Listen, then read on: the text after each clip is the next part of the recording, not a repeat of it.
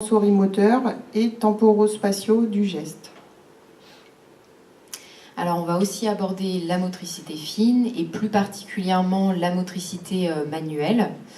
Donc pour ça, on va travailler sur ce qu'on appelle les gnosies digitales, c'est-à-dire la connaissance et la conscience des doigts. Donc on vous a mis comme exemple la photo tout en haut, où on demande à l'enfant de croiser ses mains et on va toucher ou indiquer un doigt qu'il va devoir lever en inhibant les autres réponses motrices possibles.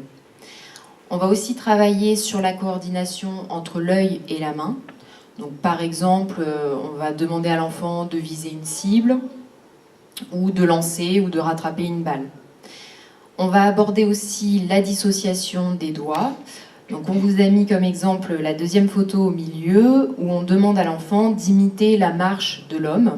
Et c'est un jeu qu'on va pouvoir décliner de différentes manières en imitant d'autres démarches, des animaux, en réalisant des gymnastiques avec ses doigts. Et on va aider l'enfant à développer la vitesse et la précision du geste. Donc pour ça, on va utiliser par exemple des cartes, les distribuer de différentes manières le plus rapidement possible. On va faire des activités de pliage de type origami.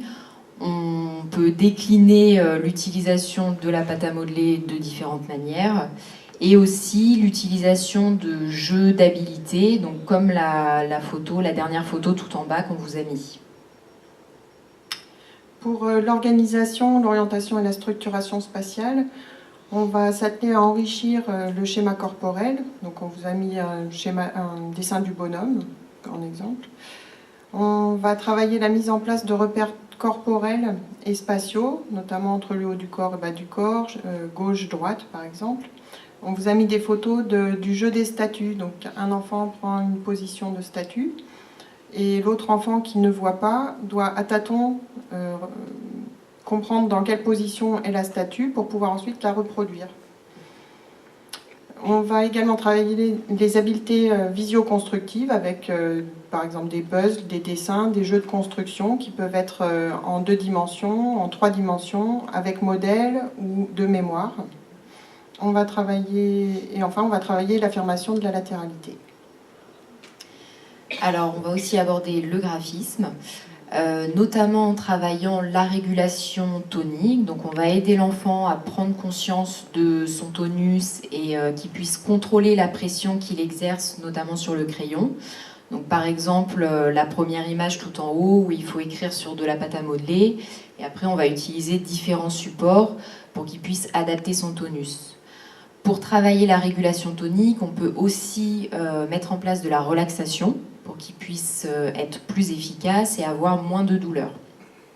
On retrouve la coordination entre l'œil et la main, qui est une composante importante dans le graphisme. On va travailler aussi la dissociation des articulations pour que l'enfant prenne conscience de son geste. Donc, par exemple, on va lui demander de dessiner en mobilisant uniquement l'articulation de l'épaule, ensuite uniquement le coude, le poignet et les doigts, pour qu'il prenne conscience de ces différentes articulations qui sont impliquées dans ce geste. On va aussi améliorer la posture, donc l'aider à prendre conscience de l'impact que la posture peut avoir sur son écriture. On va travailler la tenue du crayon, donc pour faire en sorte qu'elle soit la plus efficace possible et qu'elle soit le moins contraignant possible pour l'enfant.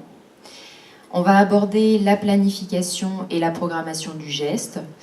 Donc, par exemple, en travaillant sur le sens du déroulement du geste pour écrire une lettre, en proposant des exercices d'écriture où il faut fermer les yeux, en visualisant le geste avant de le faire. On va aussi passer beaucoup par la verbalisation. Et on va aussi aider l'enfant à vivre le mouvement en grand avec tout son corps. Donc en utilisant le ruban, écrire un mot avec son ruban, écrire au sol, écrire sur le tableau. Donc on va varier les supports et les plans. Et un dernier point qui est important dans le graphisme, c'est l'aspect psycho-affectif de l'écriture. Donc d'abord, c'est un acte qui est coûteux, donc l'enfant peut facilement se démotiver. Il y a aussi toute une charge symbolique autour de l'écriture et l'environnement qui peut aussi impacter sur l'écriture de l'enfant. Donc on vous a présenté les grands axes, mais on ne peut pas se passer quand même de travailler d'autres points au fur et à mesure de nos séances, comme par exemple la structuration temporelle, qui est une composante très importante dans la motricité. Chaque étape du geste doit être placée au bon moment, et voilà, ça peut se travailler. On va travailler l'attention, comme Christine l'a bien détaillé tout à l'heure, ces enfants sont souvent en double tâche, ce qui est fatigant et compliqué pour eux. On va travailler la mémoire auditive qui est une ressource, ils peuvent s'appuyer dessus. Et on va travailler également la mémoire visuelle qui généralement est plus compliquée mais qui peut quand même être améliorée.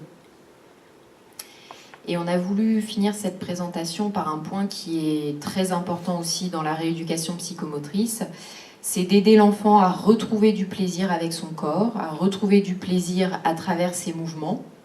On va aussi essayer qu'il garde ou qu'il améliore sa motivation. On va le revaloriser en passant par la verbalisation et en lui faisant vivre des expériences valorisantes pour qu'il puisse avoir un retour positif de ses capacités. Et tout ça aussi pour améliorer la confiance en soi et l'estime de soi. Voilà, et on va maintenant passer aux ergothérapeutes. Donc nous, on vous a présenté la psychomotricité qui est une approche plutôt de l'enfant dans sa globalité et qui passe par le corps. Et on va passer la main aux ergothérapeutes qui travaillent plus sur le geste quotidien et sur l'adaptation de l'environnement à l'enfant. Donc ma collègue Madame Lebré et moi-même Madame Martin, qui exerçons au cabinet libéral de Saulx-Chartreux, allons vous expliquer un peu le rôle de l'ergothérapeute avec ces enfants dyspraxiques. Donc on a voulu vous donner une définition de l'ergothérapie.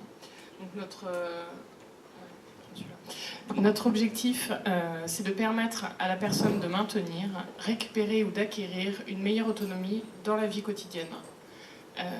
Pour ça, on prend en compte la personne dans sa globalité et on essaie de lui proposer des solutions et des adaptations aux problèmes qu'elle peut rencontrer dans son quotidien. Et donc évidemment, c'est un travail en partenariat avec tous les professionnels qui sont présents ce soir. Donc, quels sont les enfants qui nous sont adressés, enfin un petit peu ce qu'on a vu avec les autres collègues. Donc, c'est des enfants qui ont la plupart du temps des troubles de l'écriture, donc en termes de qualité ou de vitesse, qui ont des problèmes, notamment en termes de copie de leçons au tableau. Et généralement, ils ont donc beaucoup de difficultés avec tout ce qui est donc, dans l'espace, donc la géométrie, difficultés aussi avec le ressenti corporel, donc tout ce qui est en lien avec le sport. Il existe également des problèmes d'organisation, que ce soit en classe ou à la maison pour ranger sa chambre ou préparer son cartable. On observe un manque d'autonomie globale, que ce soit à l'habillage, au repas pour coordonner les gestes, pour couper la viande ou encore pour faire ses lacets. C'est des enfants, comme on l'a dit, qui ont une extrême maladresse gestuelle. Et donc des fois, ils nous sont adressés pour une demande spécifique, donc notamment de passer à l'ordinateur pour pallier aux difficultés d'écriture. Voilà. Donc après, comment est-ce que nous, on intervient ? Déjà, on fait un bilan pour évaluer les capacités et les incapacités de cet enfant. Et si ça n'a pas déjà été fait, pour mettre en évidence le trouble et orienter un diagnostic médical. Donc le bilan en ergothérapie se fait sur prescription médicale et il nous sert à poser nos objectifs ergothérapiques. Lors de ce bilan, on évalue, après une anamnèse complète où évidemment on cible ce qui va nous mettre la puce à l'oreille, on évalue l'écriture en termes de qualité, en termes de vitesse, à travers plusieurs tests. On évalue également la motricité fine et la coordination bimanuelle.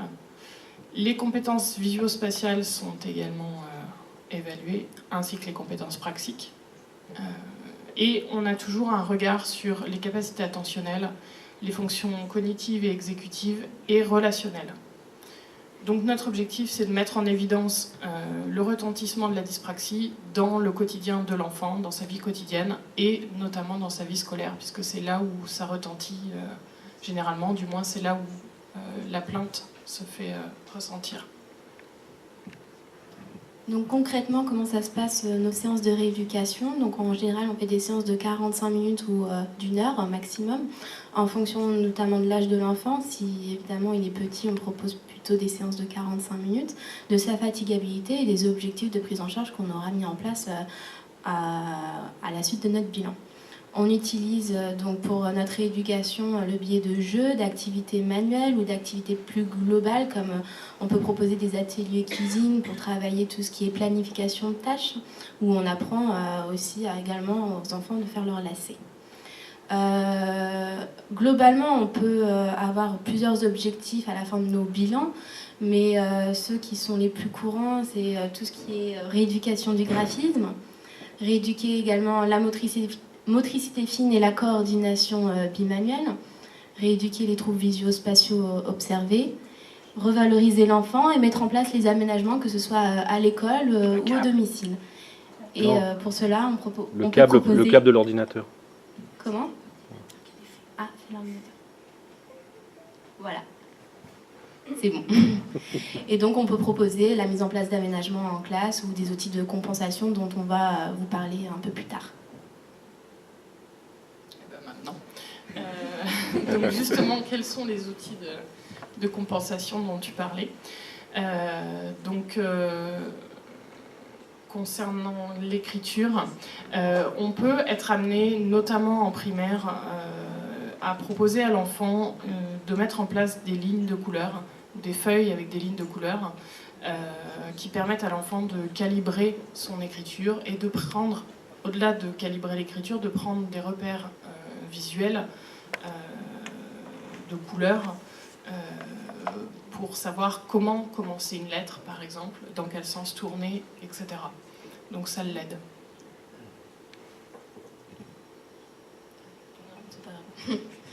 Et donc on peut proposer également des stylos adaptés, donc avec une prise ergonomique ou lestée.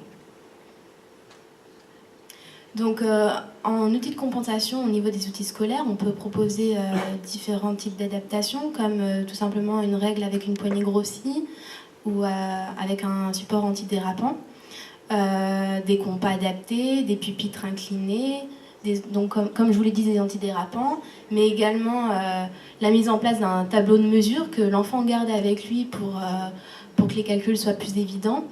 Des guides de lecture pour pouvoir se repérer sur la feuille ou sur les lignes tout simplement dans les ouvrages.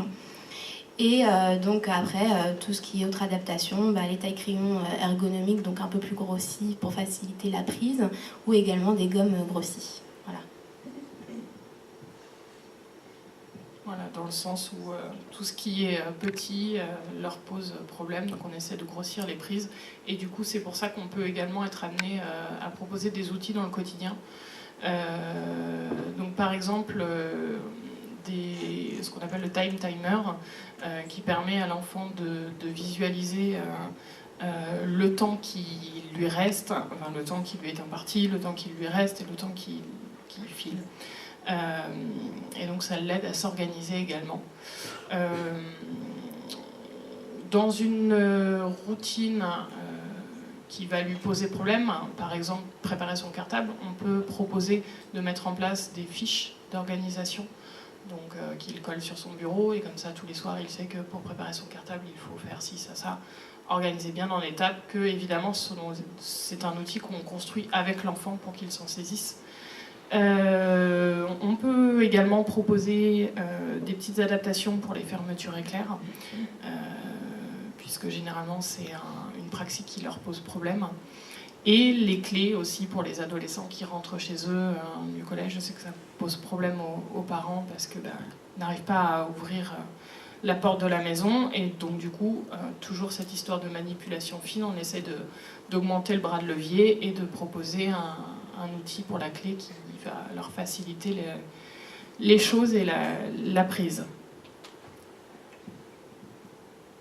Donc après, en termes de compensation, toujours donc à l'écriture manuelle, si les troubles graphiques sont trop importants, on peut proposer la mise en place d'un outil informatique pour pallier donc à cette écriture manuelle. Donc tout d'abord, on procède à l'apprentissage donc de la frappe au clavier et comment s'organiser avec l'ordinateur, donc créer des fichiers, créer des dossiers et que tout soit bien organisé pour que l'enfant soit autonome. C'est un outil qui est tout d'abord donc appris pour son utilisation en séance et puis petit à petit on l'intègre. Donc d'abord à la maison pour les devoirs, puis en classe au quotidien. Progressivement, on débute tout d'abord en général dans les matières où on demande beaucoup de production écrite, comme en histoire ou en français, et puis progressivement on l'installe dans des matières un peu plus complexes comme en mathématiques ou en physique-chimie, où là on demande d'utiliser des logiciels spécifiques pour prendre en note cela. Comme autre petite adaptation, on peut avoir les scanners portatifs qui aident à ne pas avoir de photocopies un peu dispersées et que tout soit bien mis dans l'ordinateur, tout soit bien organisé. Et on peut proposer aussi la mise en place de clés USB pour que tout soit aussi, encore une fois, bien organisé et que ça facilite les échanges, notamment avec les professeurs. Voilà, donc pour conclure, c'est une rééducation qui est personnalisée pour chaque enfant en fonction des besoins qu'on a évalués lors du bilan. La dyspraxie, elle retentit sur le quotidien de l'enfant et en particulier sur l'aspect scolaire. Notre objectif d'ergothérapeute, c'est donc d'agir sur l'environnement de l'enfant pour lui permettre d'être autonome dans son quotidien. Voilà, merci. Et on va vous laisser la parole à Isabelle Guichard, orthoptiste.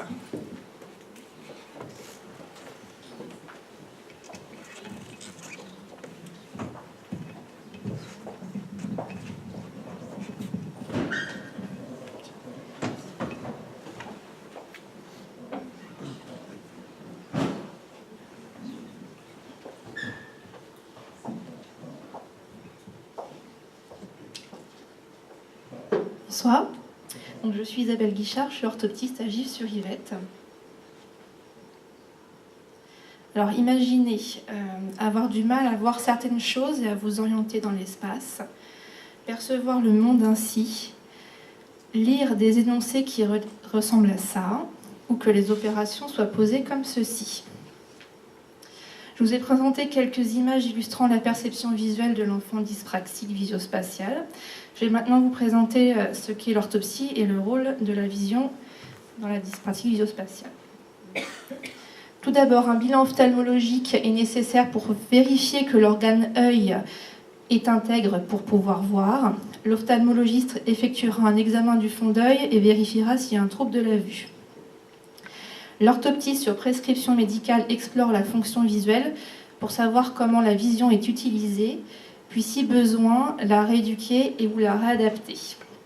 Notre demande d'intervention est très étendue. Nous recevons les patients dès la naissance et jusqu'au grand âge. Que ce soit pour un strabisme, de la fatigue visuelle, de la malvoyance, des difficultés dans l'apprentissage liées ou non à des troubles neurovisuels.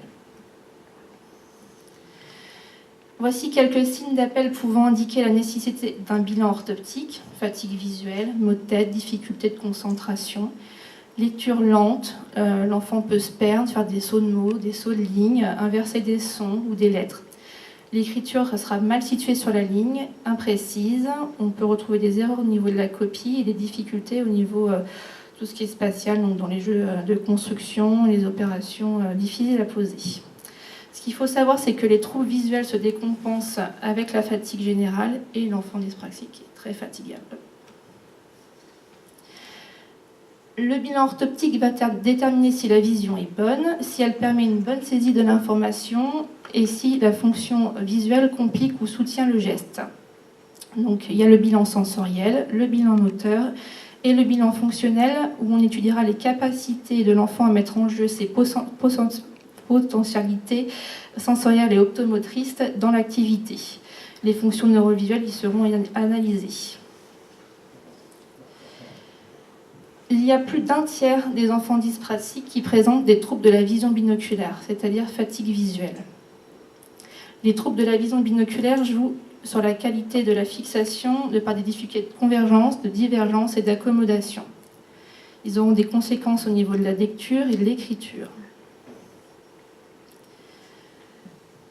Une grande partie de l'information visuelle est perçue lors de la fixation, c'est-à-dire garder l'image au centre de la rétine, là où il y a la meilleure vision.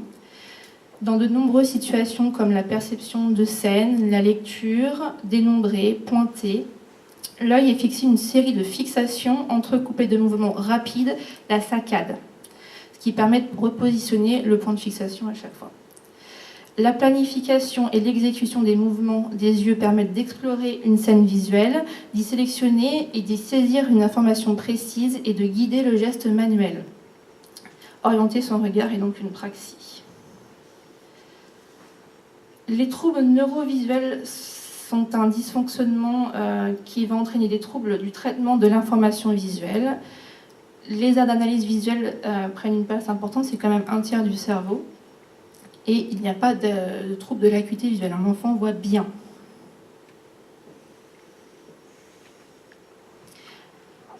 Donc voici une carte des fonctions neurovisuelles. Donc on retrouve l'oculomotricité. Donc chez l'enfant dyspraxique, les stratégies visuelles ne sont pas en place. Le regard se perd. Du coup, des mauvaises informations sont transmises au cerveau. La lecture et la précision du geste manuel vont être perturbées. Au niveau de la reconnaissance visuelle, l'enfant dyspraxique aura du mal à percevoir les différences de taille ou de distance au niveau de l'orientation des lettres pour reconnaître le A qui est dans ce sens-là où il peut être tourné, les difficultés à reconnaître au niveau typographique des lettres, la discrimination entre le fond et la forme ou quand c'est un petit peu caché, donc là c'est écrit le mot lettre, là c'est un B et une barre et un 3, donc l'enfant ne sait pas si c'est un B ou un 13. Voilà. Pareil au niveau des relations visospatiales, tout ce qui va être typiquement les lettres symétriques, là, les B, les D, les P, les Q, un carré ou un losange, tout ce qui va être oblique, ou des mots qui sont symétriques là, comme son et no, l'enfant peut confondre. La mémoire visuelle va permettre tout ce qui va être copie ou de retrouver un mot dans un texte par exemple. Au niveau de l'attention visuelle, l'enfant dyspraxique visospatial a des difficultés au niveau de son empan visuel, il est rétréci, et ce qui va augmenter le nombre de saccades qui sont déjà pas très précises, donc des grosses complications. Et on peut également retrouver certaines fois des négligences spatiales, donc en fait l'enfant oublie d'explorer toute une partie de son champ visuel. Au niveau de la prise en charge, elle sera orientée en fonction de la plainte. On rééduque ou on réadapte pour aider à compenser. Donc on va améliorer les difficultés sensorielles et motrices. Donc si on a retrouvé une amblyopie, donc c'est-à-dire un œil qui voit moins bien que l'autre, on va la traiter. On va améliorer la fixation visuelle pour qu'elle soit la plus stable possible. On va travailler la motricité conjuguée, donc la poursuite et la saccade, pour améliorer l'orientation du regard et améliorer les capacités fusionnelles, donc la convergence et la divergence. Au niveau fonctionnel, on va travailler sur la saisie de l'information et l'organisation du geste. Donc, on va travailler sur les orientations, les stratégies exploratoires, donc avec des exercices de barrage de lettres, de symboles, de repérage d'un dessin par rapport à un fond simple ou complexe. On va travailler sur l'anticipation visuelle pour élargir l'empan visuel et accélérer les mouvements oculaires. On travaille sur les reproductions de formes pour la copie et la localisation visuelle en statique et en dynamique pour améliorer la coordination humaine et avec un retour en feedback. Donc, en conclusion, la vision, c'est vraiment le socle des apprentissages. En effet, il y a 80% des informations qui passent par le visuel. L'information visuelle organise la tâche et les personnes dyspraxiques visio-spatiales, on a un trouble oculomoteur et neurovisuel qui entraîne des troubles spatiaux. Voilà. Pardon. Et on va passer à Camille, l'orthophoniste. Bonjour, donc moi je suis orthophoniste à Palaiseau et je vais vous parler des problèmes de lecture et de mathématiques dans le cadre de la dyspraxie. Donc quand un enfant a des problèmes en lecture, on va faire un bilan orthophonique pour essayer de déterminer à quoi sont dues ces difficultés. Si on retrouve des problèmes de reconnaissance de son, on va penser que c'est une dyslexie phonologique, c'est la dyslexie assez classique. Et là, ça sera considéré comme un trouble associé, c'est-à-dire que l'enfant sera dyspraxique et dyslexique. Par contre, si on retrouve des difficultés d'ordre neurovisuel et des difficultés d'organisation du regard, ce sera plutôt une dyslexie visuo-attentionnelle qui là... c'est passé fort ? C'est bon. Ouais, tu le connais bien. Mais bon, j'allais pas l'oublier. Qui là est intégrée dans la dyspraxie. Donc cette dyslexie visuo-attentionnelle touche environ un tiers des enfants dyslexiques. Elle se manifeste préférentiellement dès l'apprentissage de la lecture et de l'écriture, c'est-à-dire au CP, ou alors au CE2, quand la lecture rapide et plus fluide est demandée. Dans les deux cas, l'enfant maîtrise bien le décodage, c'est-à-dire qu'il a bien compris qu'il fallait associer les sons en syllabes, puis les syllabes en mots pour lire, et il connaît bien les correspondances entre la lettre et le son de la lettre. Mais par contre, à cause de ses difficultés visuelles, il va rencontrer plusieurs problèmes. Donc, quand on voit l'enfant en CP, il a surtout des problèmes pour reconnaître les lettres, notamment les lettres qui se ressemblent. Et il va faire aussi des inversions ou des oublis.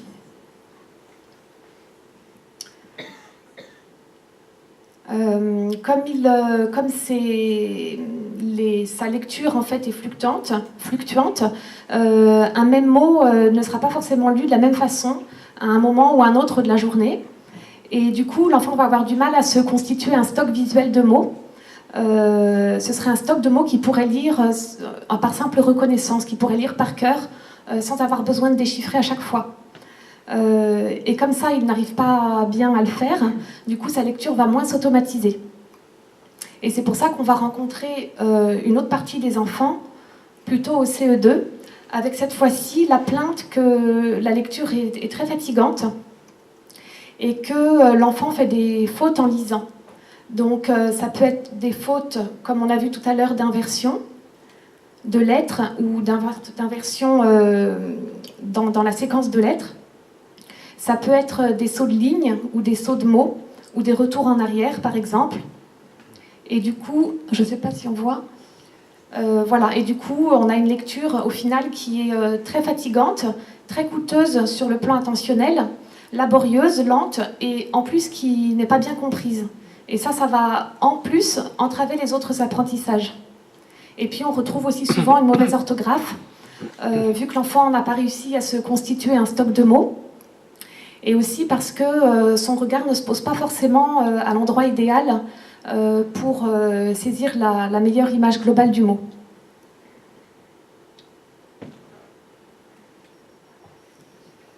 Donc, au niveau de la rééducation, on va faire quelques exercices visuo-attentionnels en complément de ceux que fait l'orthoptiste. Et puis, on va surtout essayer d'automatiser au maximum la lecture. En faisant un travail au niveau de la lettre, avec des exercices de reconnaissance de lettres, un travail au niveau de la syllabe, en focalisant l'attention de l'enfant sur la syllabe, qui est le constituant essentiel du mot en français, et en faisant aussi des exercices de reconnaissance et d'automatisation de la lecture de la syllabe.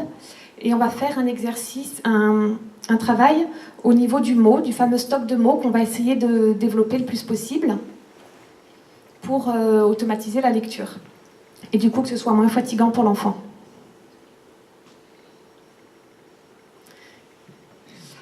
On va aussi lui proposer de coloriser les textes. Donc on peut coloriser de couleurs différentes les lignes en alternance, ou on peut aussi coloriser les syllabes. Et puis on peut aussi bien marquer le sens de lecture, par exemple avec un point vert pour démarrer et un point rouge pour s'arrêter.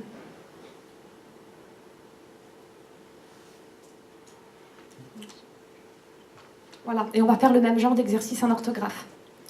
Alors ensuite, en mathématiques, l'enfant dyspraxique a un raisonnement qui est a priori normal sur le plan verbal, mais par contre, il a des problèmes de raisonnement dans l'espace, et c'est ça qui va causer ses difficultés en logique et en mathématiques. Donc, on va commencer par la logique. Donc là, j'ai mis quelques exemples d'activités logiques. Donc, pour ce qui est de la sériation, c'est-à-dire ordonner des éléments en prenant en compte surtout leurs différences, là, l'enfant comprend très bien ce qu'il doit faire, mais il ne va pas forcément réussir à le faire. Par exemple, si on prend l'exemple des baguettes, il va avoir du mal à apprécier les tailles des baguettes les unes par rapport aux autres, et il ne va pas forcément penser à mettre toutes les baguettes à l'origine commune. Et s'il pense à le faire, il ne va pas forcément arriver à le faire assez soigneusement. Et du coup, la sériation peut être échouée. Donc j'ai mis aussi un exemple de sériation dans le temps, dans l'ordre chronologique. Au niveau de la classification, c'est-à-dire mettre des éléments ensemble, cette fois-ci en regardant plutôt un critère commun, un point commun. Donc là, c'est toujours pareil, l'enfant a très bien compris ce qu'il faut faire, mais par contre, il n'a pas forcément un bon balayage de tous les éléments qu'il y a à classer. Et du coup, il peut en oublier certains et rater sa classification. Et puis, il peut aussi avoir du mal à extraire un seul critère commun. Pour la coordination, c'est-à-dire pour considérer deux points de vue simultanément, l'enfant comprend très bien qu'on puisse être un rond et en même temps être vert, comme on peut être un carré et en même temps être rouge, mais par contre il va avoir beaucoup de mal avec la représentation sous forme de tableau à double entrée. Et pour la combinatoire, c'est-à-dire pour trouver tous les agencements possibles entre différents éléments, là il va avoir surtout du mal à s'organiser dans son travail, et il va avoir du mal avec la représentation spatiale. Alors ensuite, au niveau des mathématiques, il va y avoir plusieurs problèmes pour l'enfant. Déjà, il est en contrôle permanent pour ses compétences de base, et du coup, il lui reste pas toujours assez de réserve attentionnelle pour s'occuper des notions plus complexes.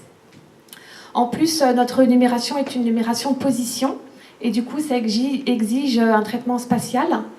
Et en plus, les apprentissages sont beaucoup basés sur des manipulations et sur des représentations. Donc, beaucoup sur du gestuel et du visuel. Donc, un des premiers problèmes qui va se poser, c'est au niveau du nombre. Le nombre se construit par des activités de dénombrement qui servent à faire constater à l'enfant que la quantité sera toujours identique, quel que soit l'ordre dans lequel on compte les éléments et quelle que soit la disposition des éléments. Mais le problème, c'est que pour l'enfant dyspraxique, c'est tout le contraire qui va se passer. Lui, il ne va jamais avoir un résultat identique, il va toujours avoir un résultat différent, parce qu'il risque d'oublier des... Donc là, par exemple, les pions, il va en oublier certains, ou il y en a d'autres qui va compter 2 fois, parce qu'il a du mal à coordonner son regard, le pointage digital et la verbalisation. Donc là, le fait que la construction du nombre soit incomplète, c'est embêtant parce qu'on utilise tout le temps